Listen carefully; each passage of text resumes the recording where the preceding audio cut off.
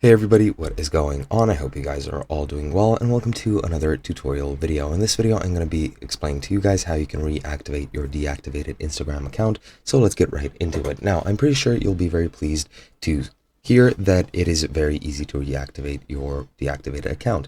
There is only one simple thing you need to do, which I cannot show you, and that is to log back into your disabled account. Now, as you can see, my account is active. I have not deactivated it, but literally all you have to do to reactivate it is simply just go into the login page of Instagram, whether on your phone, on the browser, or on your PC, literally anywhere. Just enter your login credentials for that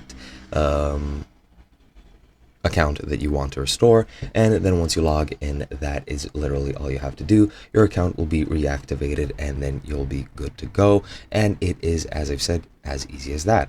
And that is pretty much it. Hope you guys enjoyed, and I hope to see you guys in another video.